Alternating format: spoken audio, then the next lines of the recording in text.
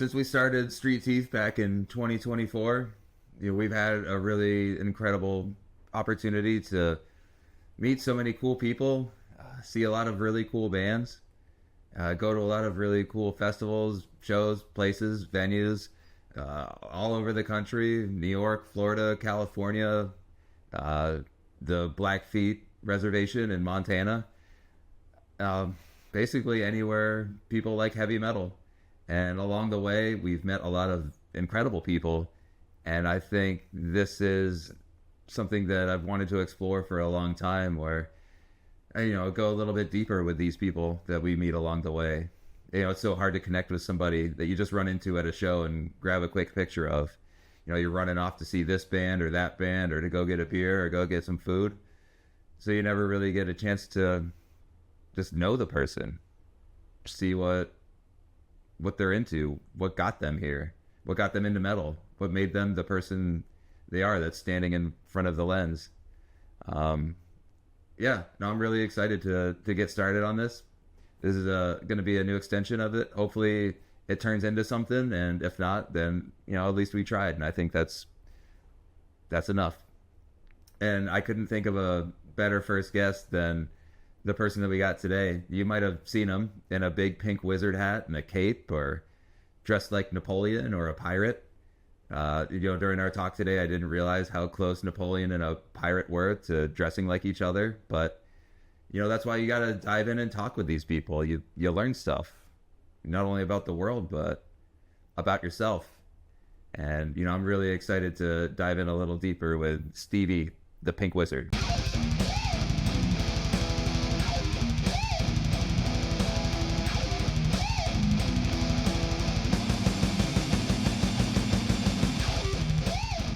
Stevie! Hi. What's up, dude? What's up, buddy? Thank you so much for wanting to do this and wanting to be a part of it. I really have nothing to prove that this will even work or is even a good idea. So I can't tell you how much I appreciate you just hopping on a call with us to do this. Dude, it's super appreciated that you thought of me, man. That's really cool. It's really hard to not think about you in particular. When we think about just the origin of Street Teeth and everything that we're trying to do, promoting heavy metal culture and all the cool characters that we've met along the way. Because I just remember the first time I saw you at, I think it was Hell's Heroes 6 during Candlemass, and when everybody was just singing together during Well of Souls, all harmonizing together like a giant church choir. I just remember you just prancing around doing that, and you're in your wizard hat and your cape, and I just really thought that guy is on something that none of us could really comprehend, and I just gotta know him. I want to get to know him, and that's what's cool about this is we get a chance to talk, because at a fest it's so hard, with everybody running around and doing whatever. Running from band to band or in between songs, be like, oh, hi, how's it going? Catch you 20 minutes for 2 seconds in between the next band or something like that. Yeah, dude, great to see you. High five. We get your picture, and then that's it. Then I'll see you every now and then. But this is cool to just be able to kick it with you for a minute and just shoot the shit and see what's really going on in your life. Well, it warms my heart a little bit that you thought I was cool enough to talk to like that. Dude, you're the coolest, man. Anybody that sees you. I was talking to my brother about you last night, and he remembered seeing you. I think it was the year before that. He's oh, you're talking to that guy? I've seen him at so many things. That dude that seems super rad. So let's just dive into it. Just introduce yourself and what are you all about?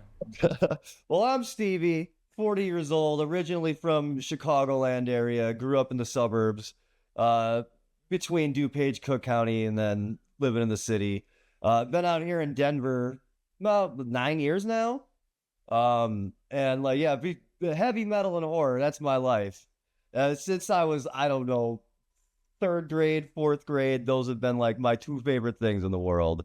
And most of the things that I do are in support of those I don't hobbies, the wrong word. I don't know, lifestyle choices. Maybe that's the right word, because people, when people describe yourself, who are you? What are you? Well, the first thing that comes to mind is I'm a fucking metalhead.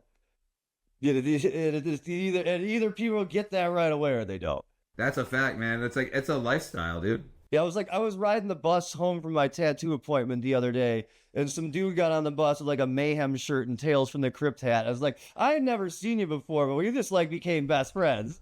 It's like an invitation to be friends with anybody when you see anyone who has just like some real shit on like that. Like, you know what you're about immediately when I see you on that bus, and it's like you have an instant friend and an instant connection with a complete stranger. Yeah, I think it was Brian Posehn, the stand-up comedian actor. I was like watching one of his sets when he was just like talking about like, the difference between metalheads to like a normie crowd. And he's like, you see somebody on the street with a Slayer shirt, you're like, fucking Slayer. And you like give each other a nod and y'all are homies. It's like, you don't see somebody on the shirt be like, Katy Perry, like that or anything like that. So yeah, it's you just see each other, you kind of make eye contact, and you already have that connection, and Um, so I'm the lead singer of a band called Carnal Sins. We play what I like to call sexy graveyard rock (TM). It's kind of like just basically a mixture of occult rock and horror punk, I think. This seems like we're about 7, 8 original songs into it right now. Where we got our fourth show coming up in a few weeks, and it feels like we kind of starting to really feel like what we want our sound to be like. How did you come into sexy graveyard rock? Like, how'd y'all land on that? I was just trying to find something you could use to like, I don't know, market yourself that hasn't really been used yet already. There's 8 billion genres and subgenres out there that you try to use to describe you blackened, deafened, brightened, lightened, whatever. So I don't know, sexy graveyard rock. I told that to the singer of Kira Thungle, and he was like, "Ooh, I want to hear that." It definitely catches your ear, like sexy graveyard rock. Like, I want to know more about that. I like the album cover too, that juicy butt in the graveyard with all the tombstones behind it, dude. It's sick. Like, that catches your eye. All credit to my guitar player Andrew on that one. He drew the album cover for that. And then my wife Anya came up with the logo. He can draw an ass, that's for sure. Yeah, we're currently working. We got like 3 new songs that we're hopefully gonna be recording and putting out as our second demo soon. So we got our fourth show coming up 3 weeks from yesterday. So it'll be June 20th at D3 Arts in Denver. We are opening we got a couple locals, Falu Red. I forget the other. We just had a band drop and a new band got added. I forgot who the new band that got added, but then we got also local heavy hitters Vexing, big fan of them. And then the headliner is Kosnateni. I have no idea if I'm pronouncing that right or not, but they're from Minneapolis and they play this really awesome, cool, angular, dissonant, avant-garde style of black metal. Their 2023 album, Upal, was my favorite album of the year. And their album last year, if I have no idea if I'm pronouncing this right or not, Prilsnost or something like that. It's like all of their song titles are in Turkish or something like that. Well, sexy graveyard rock and angular progressive black metal. It sounds like a match made in heaven. So if you're out in Denver, like, definitely go check that out. That sounds like a sick show. I'll get a good crowd out there. And you seem like just like a natural fit for a front man. So growing up, I'm a self-taught drummer. I've been playing drums on and off since I was about 15 or so. At one point, I got adequately good, like a little bit good. But like I haven't really practiced or played much in the last few years, so I could probably still like play punk drums or something like that. But this is the first time I've ever been the front man of a band. I always wanted to be a professional wrestler. Since the time I was like 3 years old, pro wrestling was my shit. Like seeing like Hulk Hogan and Ultimate Warrior and Macho Man and all these larger than life characters, I'm like, oh, fascinated by it. Just performing and like sending and it. And then, by the time I got to like 12, 13, late 90s, I didn't miss a Monday Night Raw or a Monday Nitro for like 3 years. Bouncing back and forth between channels, seeing who had what going on, which one was gnarlier. Oh yeah, TNT and USA. Yeah, dude, I was doing the same thing. And it's like I was 12 years old, swore up and down, this is what I'm gonna do with my life. Here I am about 40 years old, and I'm pretty much the same size I was in seventh grade. Yeah, you don't look like you'd cut it in the WWF. might have a couple more pounds of muscle and a little bit more of a beer gut than I did in seventh grade. But I was like, I don't know if I can, if I'm gonna be able to do this. Get tossed around by 300-pound dudes for a living. It might not be the best for my long-term health. You know, you'd be a good hype man though. You'd be like a good Jimmy Hart character, just hyping up the crowd, getting everybody going, getting everyone fired up. Yeah. That's something I could totally excel at. I'd be a good heel manager. Yeah, heel manager. That's it right there.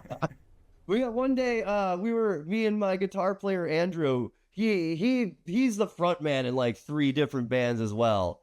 And we were hanging out at a Haunt and Savage Master show at Denver a couple of years ago, and we're just talking. And he was like, "You know what, man? You'd make a better front man than most people I know. And I'm a front man in 3 bands, so I would know these things." And I was like, I've never really like I could sing a little bit. I don't consider myself to be like a wonderful talented vocalist or anything, but I can keep a note. And he was like, fuck it, let's give it a shot. And then we brought the idea to my other, who's now my other guitar player, Brendan. I think you've met both of these guys at Hell's Heroes before. Andrew's the guy that always with the propane Hank Hill back patch. Yep, I know exactly who you're talking about. You don't miss that back patch walking through a crowd. Yeah, that's one of my best buds, man. So being in a band with him is awesome. Because he's his main project, Scepter of Elagos, is like a psychedelic death doom band. And he'll throw in some theremin in there. With like the first time I saw him, he busted out the theremin on stage, and I just thought that was the coolest thing. That adds such a cool texture to any type of band, like metal, funk, anything, dude. Like, you bust out the theremin, like you're on something with that, just like channeling energy, making noises. It takes you somewhere else. Shout out to Hollywood Burns, a really sick dark synth artist that uses the theremin in a really cool way in a bunch of his songs. But you just seem like a natural frontman, and like singing has, I don't know, I don't think you really need to be a good singer to be a good frontman. You just got to have that look and that charisma, and it's how you send it. Those two are not mutually exclusive. I mean, I like something like a David Lee Roth, who was a pretty he was a great vocalist in his own right, had a very original style. But that dude was a front man. He was a performer. Exactly. That dude knew how to work a crowd. If he was 20 pounds or whatever bigger and 6 inches taller, he could have been a pro wrestler too. Especially with those spandex and leotard. The way you just like control an entire arena like that, from the person in the front row to the person way up in the nosebleeds. He just had them in the palm of their hand, like just doing splits and kicks and everything else that he did on stage. Like, dude, he owned the crowd everywhere he went. So do you bring some of that like same sort of energy when you're performing? I'm trying to, man. So I mean, like I said, we're only 3 shows in, so I'm kind of, every time is a learning experience. The first show was more just me being concerned that I wasn't going to forget the words to our songs. I had a dream a couple of nights before we went on stage that we went up there and I put the mic to my mouth and nothing came out. So the next 2 days at work, I was just repeat our songs, just listen to them over. I think I messed up like 1 word that show. Nobody would have known anyways, because they had ever really heard our stuff before. That's the great thing about being in a new band like that, is you can mess up and nobody really knows, and you just got to play it off like you meant to do it. Yeah, that was supposed to happen. Yeah, I meant to do that. I think once I got that first show under my belt, I already, that so confidence level went up exponentially. And then I was, all right, now we can work on trying to like stage presence, trying to work the crowd a little bit, get people more involved. You just got to get that comfort level going on stage first before you start to work on the other stuff. But like, you already got the look. Like, it's just like filling in everything else to, build that base of what you already have. because you step into anywhere that you're at, you have so much charisma just as you are. People recognize you and just like feel you when you enter a room. So like I think as soon as like you just like get that power behind you, like you'll really be able to control a room. Yeah, yeah, once we kind of have a few more shows behind us, I feel like I'll have a much better grasp and idea of what we're doing. Yeah. Okay. Our last show that we played at my favorite spot in Denver, High Dive. Everybody's comes through there. That's the spot there, right? Oh yeah. We had Behirit play there last year. They were playing at like Thousand Cat venues on the rest of the tour, but Eli from Spectral Voice and Black Curse like set up the show here in Denver with them at High Dive, which is, I don't know, maybe a 250 cap spot, but it just, insane place. I've seen so many awesome bands play there, from Black Curse to Behirit to Cloak and Bewitcher to Blackwater Holy Lights to Church of the Cosmic Skull. I saw Blood Incantation there a few times, Primitive Man a few times. So it's like a legendary spot in town as far as I'm concerned. So it was a real honor for me to be able to play there. So just kind of having that energy at our last show, I think that alone just gave me that extra pep in my step. So I'm gonna try to, have that mindset every time I play, that I'm playing in like a legendary spot like that. You feel the energy of the people that have performed there and made it what it is, and you're continuing that legacy. And I think that's something that's so cool about just like anything in heavy metal. It's the people that are really doing it and doing a good job at it are like fans. Like the dude from Black Curse, like bringing Beharit to this spot where everybody plays and comes together, and he's just like adding to the tapestry of that place and making it like what it is. Just one more legendary show that's going down there. Yeah, yeah, just being on that stage, it's like, oh, now I've got to share this stage with so many people that, I either admire or look up to, that it's like, oh, now I can be a part of that history too. And that definitely brings the energy level up a bit, that's for sure. Just because you're not physically sharing that energy with the bands that are playing, like you share the time. Like there's something that like connects all of heavy metal through history, and it's like you're just like continuing it, and you can feel that energy in there. Shout out to my guy Nick Burks from Savage Master.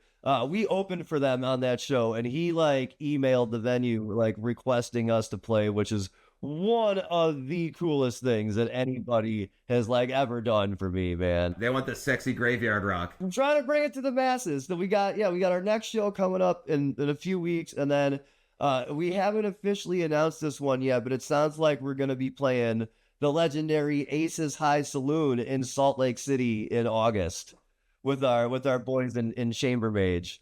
My keyboard player Devin is plays guitar in Chamber Mage, and 18,000 other bands or whatever.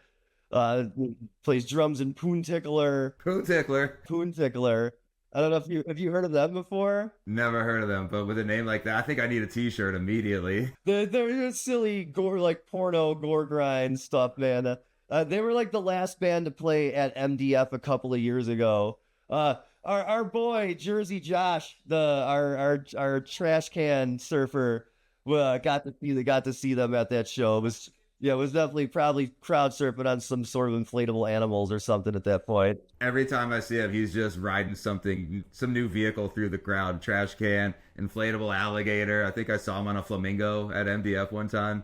He's about it. But yeah, I know you're talking about like that, like 2 a.m. MDF band where everybody's just out of their mind and hallucinating. Yeah, that Sunday a.m. after partying just nonstop for 5 days. It was like, it reminded me of like Psycho Las Vegas 2022, when like that Rotting Christ set on the pool stage where everybody was just like losing their at 1 a.m. or whatever. Just jumping in the pool fully clothed. Elbow drops, Macho Man style.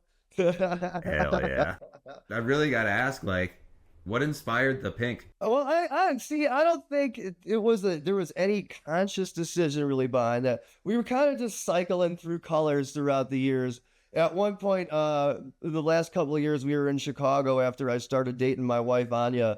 I had like a neon green thing going on where my beard was like down to here. And it was all neon green and stuff. And then, I'd switch through, orange and things. And then one day we kind of did like a half a half black, half pink kind of thing. And my wife was like, "Oh, that's hot. That looks really good." And then after I had to like just kind of get rid of the pink for some stuff. Like I was going try to find a job and stuff like that. Didn't want to look too crazy or anything. Not too crazy. I'm a line cook by trade, so whatever. Most places don't really care that much. You're in the back anyway. It's like, oh, whatever, it's fine. I guess at the time I was trying to get out of the kitchen, which I'm destined to just be there forever, it seems like. Unless maybe I could take this band worldwide, get out of the kitchen that way.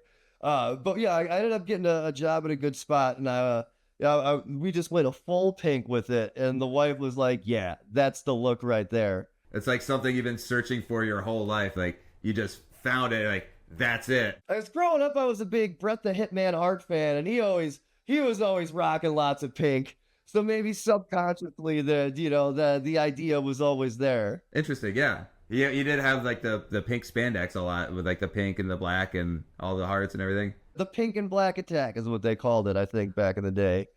And then yeah, we did the pink, and the wife just gave me this look and was like, "Yeah, that's you."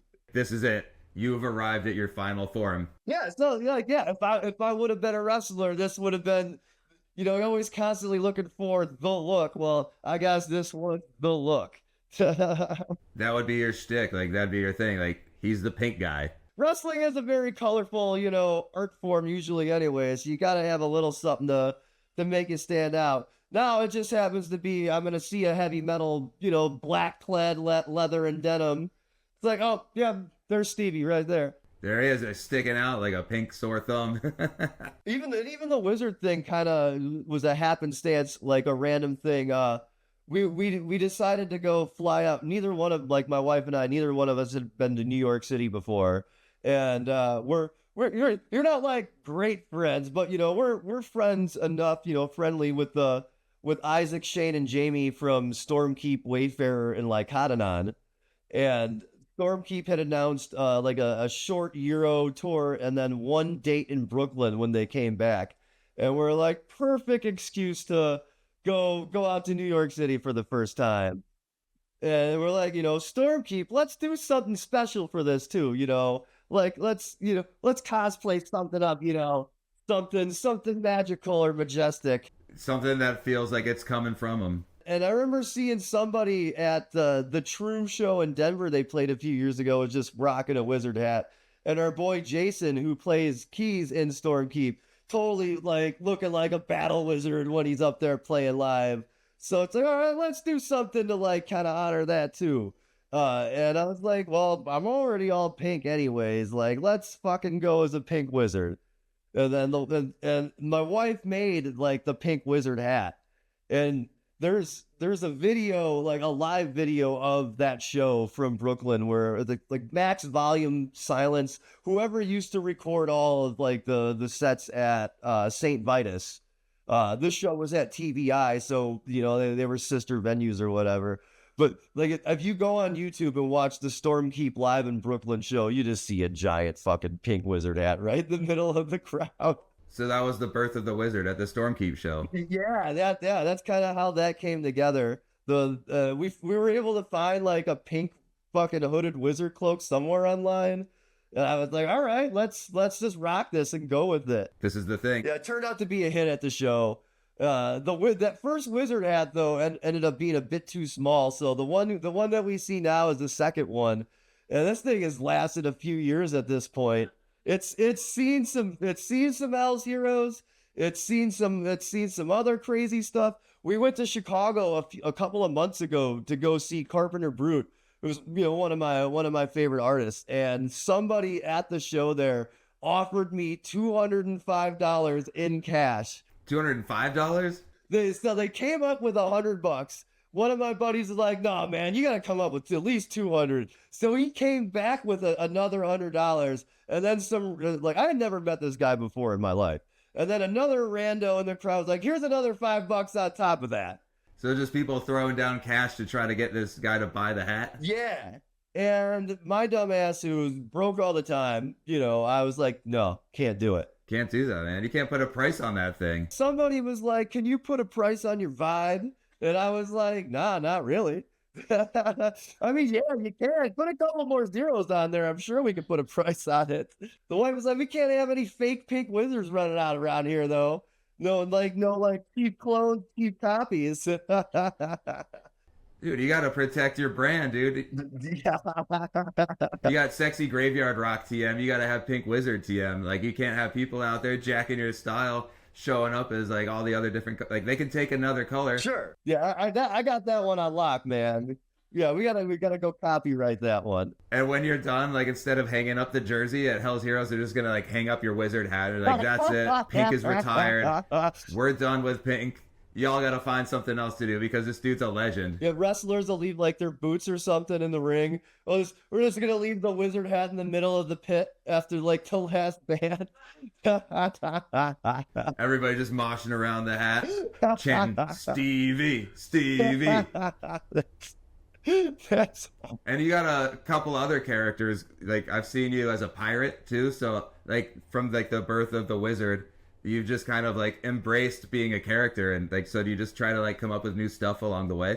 Well, yeah, so that was supposed to kind of be like Pink Napoleon for Departure Chandelier playing that year at Hell's Heroes.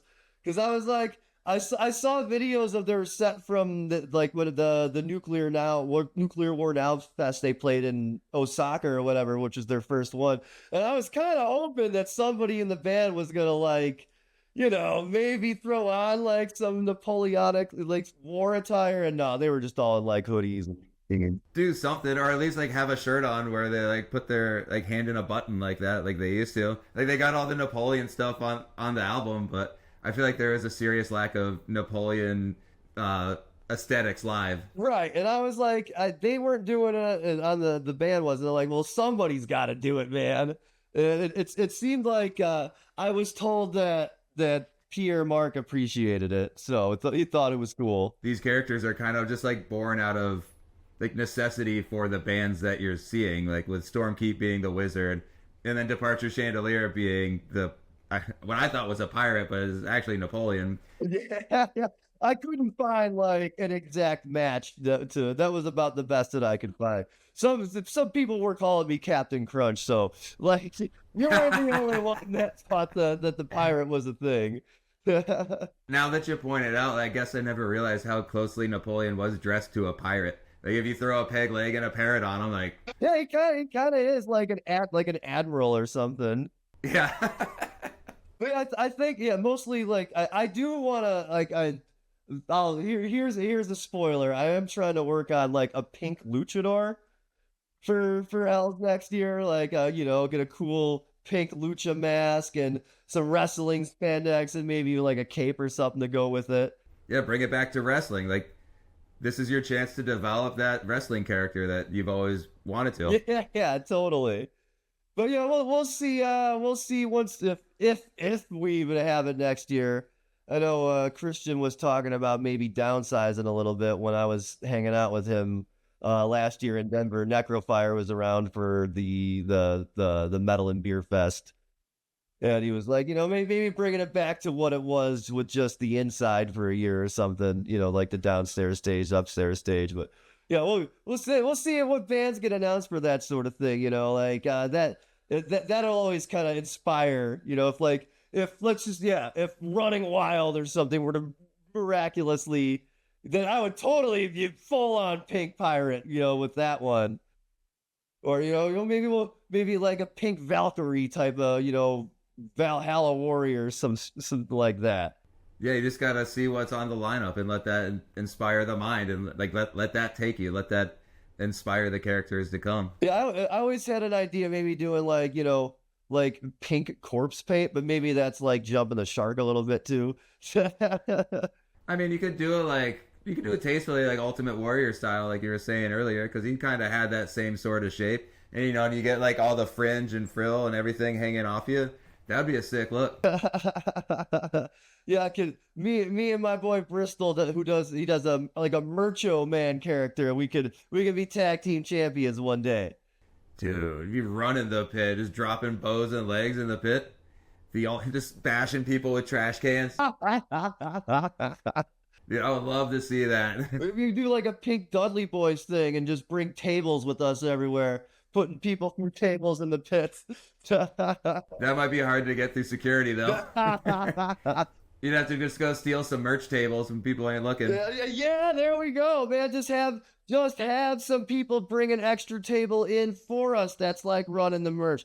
There, see, the ideas are already coming. Yeah.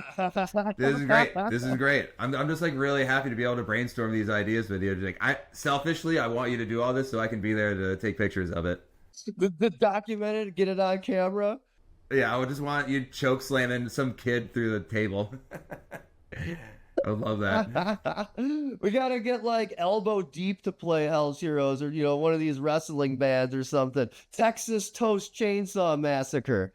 Shout out to those guys. Have them play as Hell's Heroes. I'm sure we could definitely get some people to get a TLC match or something going on while they're playing. Dude, yeah. The serious wall of death, tag team wall of death style. Dude, that would be so good. Yes, man. Yes. Is it ever hard for you though to like show up in character at these shows, or is it just like what you do and who you are now? I think at this point that it's kind of just a part of who I am. Maybe just like any good wrestling character, it's kind of who you are dialed up to 11. These amps go to 11. You prepare yourself for the fest. You're like, I'm going here. I'm doing this. I got all my outfits for the weekend, and we're gonna rage and we're gonna party and have a good time. Yeah, I usually kind of have a roadmap of what we're trying to do. At least have a little bit of an idea. But then sometimes we'll have we'll get a room at the Ice House and bands will be staying there, and it's 7 a.m. and we're still hanging out, fucking having a good time, and just kicking it with people. It's like, oh, we were supposed to see this band at 1, but we're sleeping till 2. Oh well, plans change. You stay loose over the weekend, and those weekends kind of just have a way of taking you where you're supposed to end up, and you end up meeting who you're supposed to meet. Yeah, there you go. Sometimes they just take on a life of their own, and you just kind of follow where it leads you. But you stay loose, and like that puts you in the right place to discover new things, new people, like new bands. If you go in with a super regimented schedule and like, I gotta see this, I gotta be here, I gotta eat at this time, you're gonna miss out on so much of that festival experience. That's totally true. Especially like you said, especially like, oh yeah, you might not have met somebody that ended up becoming one of your best buds, or you might have missed a band that ended up becoming one of your favorites that you didn't know before. Yeah, those surprise bands, it just blows you away. Like, oh, like, where'd this band come from? Yeah, I feel like a lot of people this year that didn't know Night of the Vampire and then got to see them live, like left away kind of blown away by that. And that stuff really stands out too. Like in between all the normal stuff you would hear at a festival like that, like a band like that comes on, it's almost like a reset, like a little palate cleanser. Totally, yeah. You had 3 thrash bands in a row, and now you got like this gothy vampiric black metal like kind of thing to kind of wash out the taste of the thrash, and then you go jam a tankard in the beer pit and play Twister. Yeah, then you're right back where you need to be. So yeah, we did Hells this year. We're thinking hard about doing Soldier to Steel Festival up in Seattle in August. Never been to Seattle before, so that would be got my my keyboard player Devin, his band Chamber Mage is playing. Our homies in Bloodstar are playing. We brought Bloodstar out to Denver last year for Carnal Sins first show. So like they're good friends of ours for sure. There's some other Dark Meditations on there. Like their singer, I talked to him a bunch on Instagram, and big fan of those guys. I think Sanctuary and Liege Lord are the headliners, so it's really really killer fest. Would love to make it up to Seattle for that. Would love to make it down to the Sick New World Texas edition they're having in October this year, because Slayer's got that 40th anniversary Rain and Blood set they're doing down there. I mean, I'm old enough to remember seeing them on the 20th anniversary tour when they did like all of Rain and Blood, and at the end like had blood raining from the stage. That actual blood coming down. Dude, Slayer's like in the history of Stevie, that's like one of the bands that kind of made me who I am today. So Slayer was kind of like your spark that really like got you going into real metal. Yeah. I mean, so growing up, like, I was adopted only child. Didn't have any, older brothers or sisters to like be like, hey, this is what's up. Didn't have any like my one older cousin that I looked up to was more into like like 90s skate punk stuff, like, No Effects, Bad Religion, Face to Face. I still like I love all that kind of stuff too. But I had an uncle, my uncle Rob, growing up, where every time, I went over to his house, I would just like stare at the covers of Ride the Lightning and Master of Puppets and South to Heaven. Like, as like 4 and 5 year old, just like fascinated by that. The hardest he would play for me around that time would be like AC/DC though. I remember having that AC/DC Bonfire collection on like 4 or 5 like disc collection, and he would play that for me all the time. And then eventually he took me to that legendary Metallica Guns N' Roses tour back in like 1991 or whatever. But I was still a little bit like too young to like have that, like impact me like it should.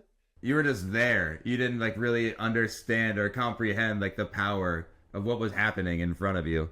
I think that put the love of like rock and roll in me though, because then like I was a kid growing up in like the early 90s when when grunge was big. So I loved Alice in Chains and Soundgarden in like 1994 or whatever when I was like 9, and then like Load came out, and I didn't have anybody around to tell me that was like that sucked, that I wasn't supposed to be listening to that.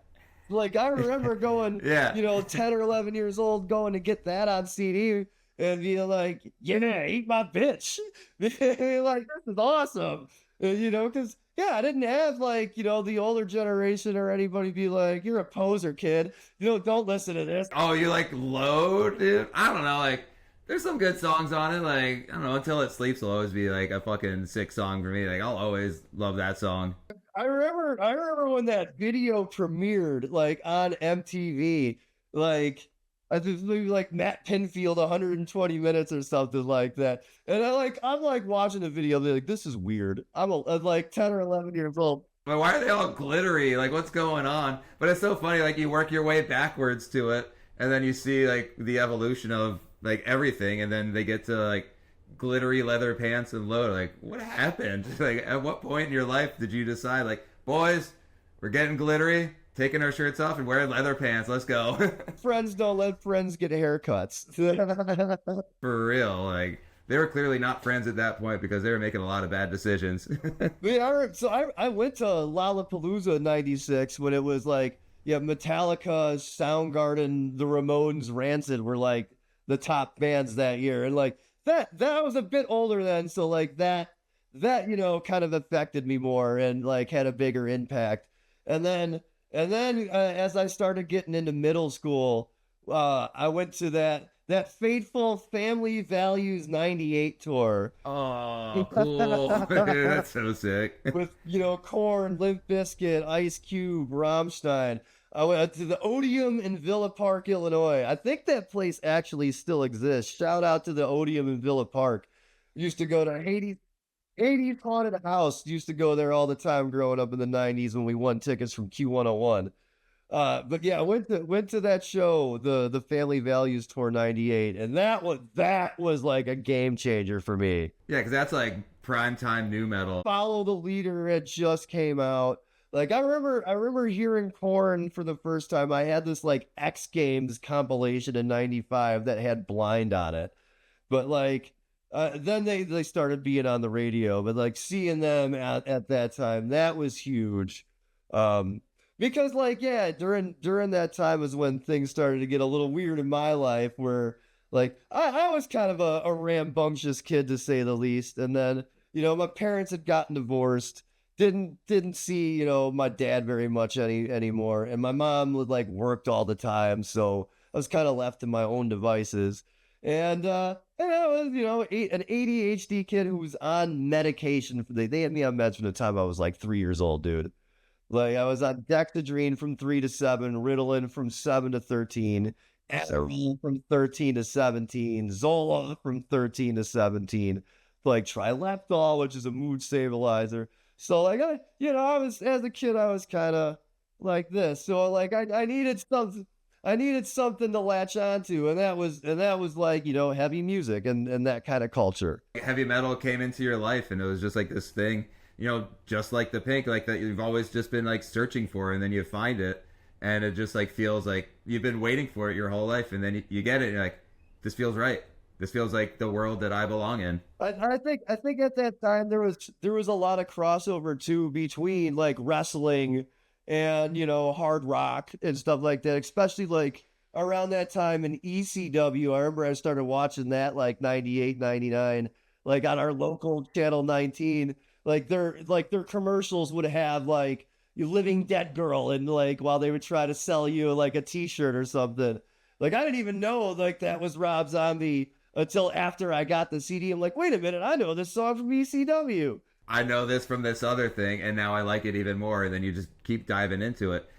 Or even like the walk-in music for Stone Cold, it's like that's a sick heavy metal riff, like it's just like it's all just like leading you towards this extreme form of expression. And I think this had been getting around like 96, 97 is also when I was like starting to get into horror movies at the same time too. And like in all of these kind of genres, subgenres all kind of overlap a bit too. They'll all kind of like, oh, you like horror, maybe you like heavy metal too. Oh, you like wrestling, maybe you like heavy metal too. Look at a Cannibal Corpse album. Yeah, I remember watching like I rented Bride of Chucky when I was in like 6th grade, and that's nothing but like a soundtrack of 1998, like new metal bangers and rock of the time, and like stuff like that having a huge impact on me. Like I'll tell you a fun little story. It's fun. So so like I said, I was childhood was a little all over the place. So the first time I got put into a psychiatric hospital, I was 10 years old. It was it was the fall of 1995. I was pretending to choke myself like oh like a wrestler or like thing to get some laughs out of some classmates. My teacher saw it, called my mom. My mom flips out. So my mom like bribes me with the new Filter CD Short Bus, takes me to Target to buy that, gives it to me, and then takes me to like the Mercy Center in Aurora, Illinois inpatient treatment facility. I had no idea what's going on, no idea like where I ended up. 10 years old. All I know is I'm in this hospital now, but I got this Filter CD to listen to with me, and then a couple nights later, they have us stay up to like run EEG test on your brain. The brain scan thing with all the little stickers on it. So it's me and like this 14-year-old goth girl. I had never here's me 10 years old, never been introduced to anybody like that before. So that was your first time seeing a goth girl. You're like, oh, cool. What's up? Yeah, like this hospital ain't too bad. Hey, yo, what up? You getting your brain scanned too? It's so they have us like hanging out together in like the common room, and she busts out Marilyn Manson's Portrait of American Family. She's like, "Hey kid, you ever listen to this before?" I'm like, boom. Mind blown, no idea. What a place to get introduced to Marilyn Manson in a psych hospital, getting your brain scanned from a goth chick. You ever wanted to know why I am the way I am? That's the story right there. That's the genesis. These cute goth girls introducing me to Marilyn Manson in a psych ward hospital. So what happened after that? From that point, like I don't know, like we ended up going to the Family Values tour a couple years after. But then I ended up in like an inpatient, for about a year, like an inpatient residential facility, because I had problems setting things on fire when I was a kid, and my mom didn't like that very much. And while there, you're kind of isolated and away a bit from the things that you love, and that you kind of gotta discover who you are a bit more then. And like us, I remember one of the questions you kind of had for me that I looked over is like, what would you say to somebody who's in a similar situation? And it's like, what would you say to even like younger me? I thought about like that. It's like, do not let like the surroundings that you're in or the situations that you're in define who you are as a person, because none of that stuff is permanent, man. It sounds like when you're in those things, they just strip all the humanity and identity away from you, and you're basically just left like in a formless space with nothing but your mind. So your only choice is to just like go inside and try to discover who you are and Yeah. who you want to be. That's, I feel like who I am now is the person that I always wanted to be then. When spending all that time inside of my head by myself, socializing's hard when you're just when you're 13 years old and everybody else is kind of a little wacky like you. Everybody's trying to figure out who they are and whatnot. And then and being on meds kind of like that hurt that whole process too, man. Like trying to, at least at that time, I'm not saying like that don't, medication works for people for sure. It just didn't for me, at least not at that time. Do you think the meds like slowed the process of discovering who you actually are? Yeah, oh yeah, man, because like it especially being on so many different things, like as an adolescent, like my brain chemicals were all over the place. So trying to discover who you are throughout all of that is a bit murky. Yeah, because it's like blocking all the pathways in your mind to self discovery, and it's just like the chemicals just tell you how to feel, and you're not able to guide yourself towards telling yourself how you want to feel. And I think it was during that time is when when I first discovered Slayer, and that made a bigger impact on me than anything like horror, wrestling, music. Like that made like such an impact on my life. Like hearing Raining Blood for the first time, I was just like, what is this? Yeah, so like I like devoured everything I could, like, 15, 16 years old, Slayer, Slayer, Slayer, Slayer. Or, finally, after I finally got to to the normal high school, like just me and my best bud at the time, Brian, like that, just devouring everything we could, like that was our life, man. Sophomores in high school, just going home and jamming out to like, Seasons in the Abyss. Like I actually, my boy Brian, his birthday is September 11th. He turned 16 September 11th, 2001, which also happens to be the day that God Hates Us All came out. Yep. Incredible timing. Yeah, they let us go from school early and we just like went to the store to go pick that up. What are we gonna do? Well, might as well go listen to Slayer. So yeah, I guess to circle back around to the whole Slayer thing, yeah, like that was the band that kind of like, all right, I'm a fucking metalhead now. Was there a song or a riff in any like Slayer song? Yeah. I mean that riff from Raining Blood, the like That was it. Just like something in your brain was just like. I'd never heard like anything like, I'd never really heard anything like, that just sounded so like mean and like evil, like it, so like that band, like, loved this. I got, I don't know if you could see it here, I'm a little dark, but I got the tattoo from Divine Intervention on my neck here. Yeah, there it is. So I mean, fucking Slayer, man. You fucking Slayer, man.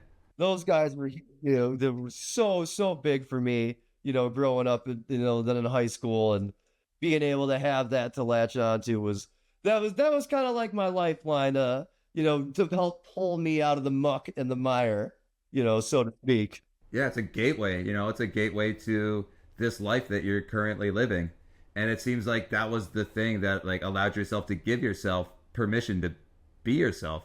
And like you say, you feel like yourself now more than ever. Like you gotta like let yourself know that it's okay to be this version of yourself, and if you give yourself that space to be that person, your life will be so much better and you'll come out so much healthier on the other side. Yeah, yeah, kind of. It was just this self-discovery through heavy metal, more or less, you know. And at this point, you know, I've all of the best people that I've ever met in my life, with the exception of my two punk rock best friends from high school, who are like are still two of my best friends to this day. But like everybody else besides them, like you know, all the best people in my life I've met because of metal. Yeah, that's a fact. My wife, who I've been married to for 9 years now, she's a bigger metalhead than I am.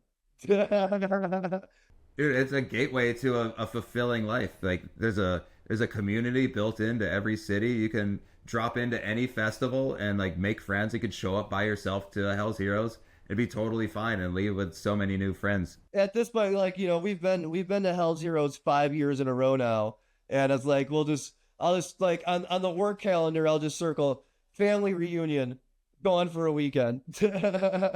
You show up now, you're just high fiving everybody. Like, how's your year been? It's like it is like seeing family, man. It's exciting. Like it might not know like everybody's name, but like you know people, you know everybody. Yeah. Oh, yeah. Yeah, for sure. It's like, oh, yeah. You know, I'll give you a, I know you. The older I get, the worse I get with names. You know, I have to, you know, 5, 6 times and meet you, you know, 3 or 4 times. Now I remember. I'm bringing name tags next year. That way everybody knows what's up, and we can just like keep it going. That's not a bad idea. Hi, I'm Luke. Yeah, I'm Luke. Luke, easy. There it is. Yeah, I could get you like a Dickie shirt with the name tag sewn on there. So I want to ask you really quick, man. How long have y'all been doing the photography thing for? So the photography started like when was that Hell's Heroes 6? Was that was 2024, right? I think the one that Candlemass played. Sure, in Sodom. Yeah, the Sodom one. Okay, yeah. Yeah. So like I think like maybe 6 months before that, Sam started to get really serious about photographing bands, and like we would just like go to shows, and she would like be doing her thing, and you know I'd just be hanging out, and I kind of needed something to do myself, and she kind of had the market cornered on taking pictures of bands, so I just turned the lens on the crowd and started figuring out how to get pictures of people, talk to people, how to take pictures inside of a dark club of a mosh pit.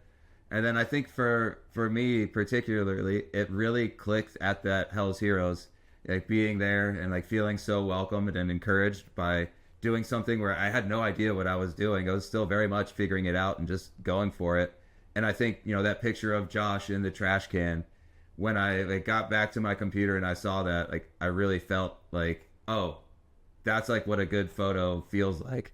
And I've really like chased that every time. And I think, you know, I look at that photo and like you see Josh in the trash can, there's two guys lifting him up, there's the entire crowd behind it, and I just love that there's no musician or stage in it, because I really just love to focus on the crowd and the people like yourself, because you know you hear the bands all the time like, we're here for you, if it wasn't for you like this wouldn't matter, and I kind of just want to prove that, see if that's right. Like, is it really just about us like as a community elevating this? And I'm really starting to find that, yeah, it's true.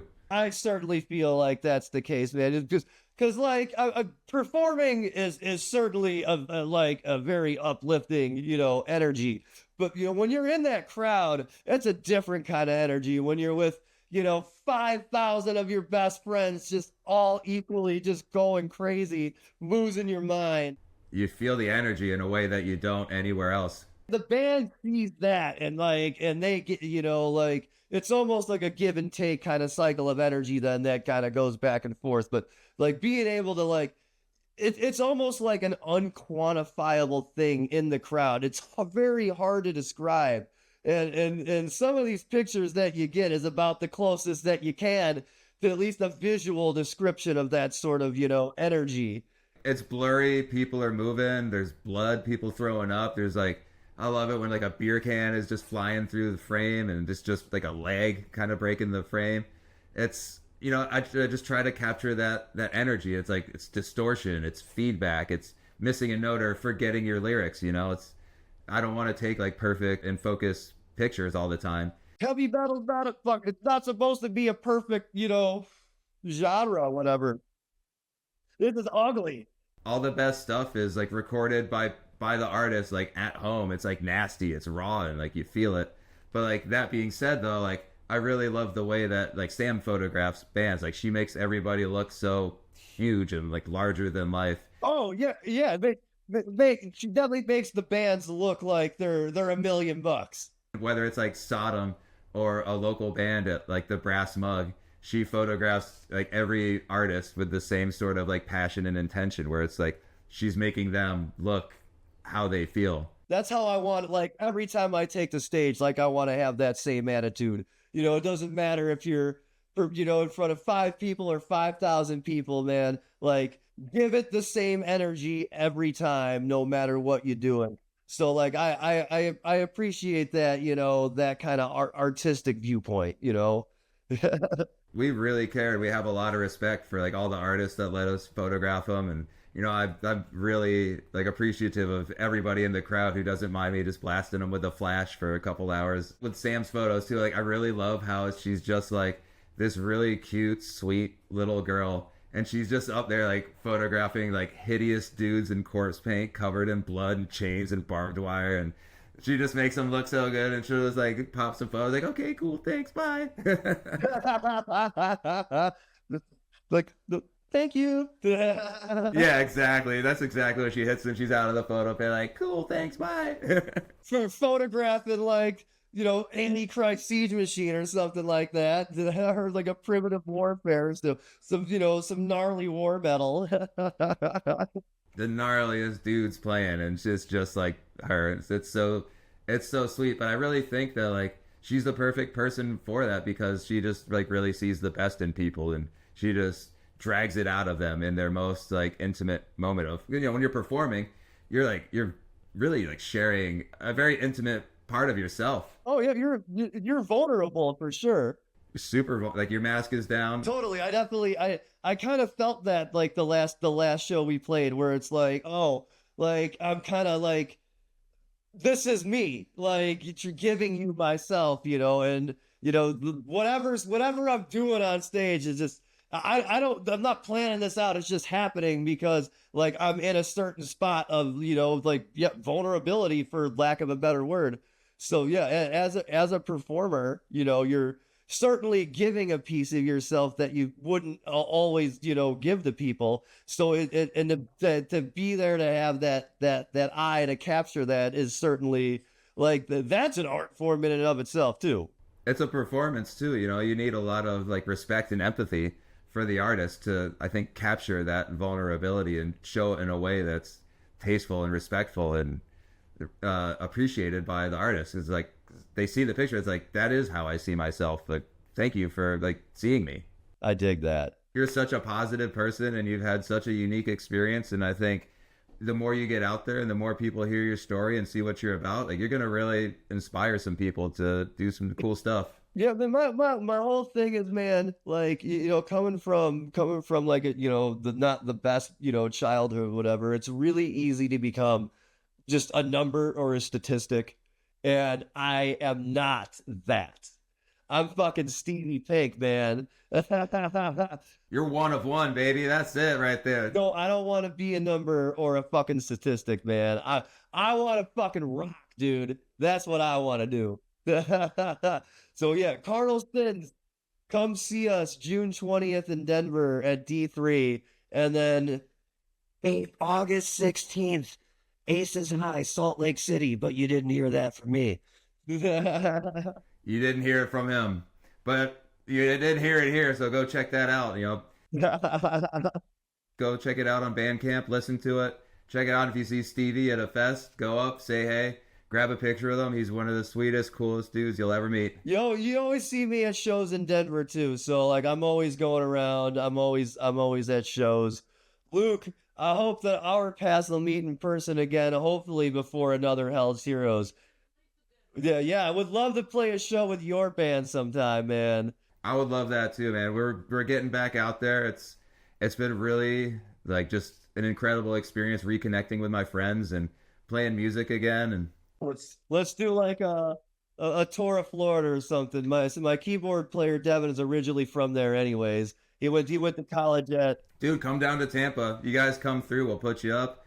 We'll play a show. We'll put something together, dude. It'll be so sick to get you guys down here. And it's just about playing and making friends. I think he's originally from like northern Florida. Went to school in Orlando at Central Florida University or whatever. So I'm sure y'all might know some of the same people down there.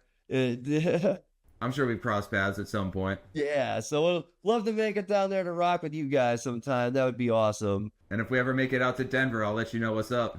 Yeah, for sure. Also hit up if the Heart of Winterfest in Richmond in January. Do that. We're gonna be at that. I'm probably gonna be out there for that one, especially as my tattoo artist is moving there like tomorrow. Moving to Richmond. Everybody listening, go to Heart of Winter in Richmond. It's one of the sickest underground fests you could possibly go to. 3 days of heavy metal, black metal, death metal in Richmond. Don't miss it. It's going to be sick. We'll be there. Hopefully you're there. Yeah, we're going to be there, so come and hang. Yeah, we're going to be there. Where are you going to be? What else better you got to do in January? Maybe 70K, but that's a little goofy being on a boat for that long. Don't go on a cruise. Who's going on a cruise? Don't do that to yourself. Let's go party in the snow. Let's go party in the snow. Richmond, Virginia in January is way cooler. Let's do it, man. Dude, I hope to see you there, dude. Hell yeah. And really, thank you so much for being a part of this and just wanting to talk with me today and just taking a chance and taking time out of your day. Hell yeah, Luke, man. It's definitely a pleasure. We'll do this anytime with you, man. Well, hopefully this isn't the last time. Hope y'all have a blast in Milwaukee at Milwaukee Metal Fest next weekend. I hope so too, man. I'm really looking forward to it. I'm gonna try to get this out before then. So if you're listening, if you're one of the 10 people listening to this before Milwaukee Metal Fest, come say what's up, and love to meet you. Three Teeth Mag, Luke and Sam, y'all are the best photographers in the game. We're the best because of people like you, man. And I just can't say thank you enough for being here today. And I hope you have a great rest of the day. Hell yeah, bud. All right, man. I'll see you next time. Awesome, Luke. Always a pleasure, bud.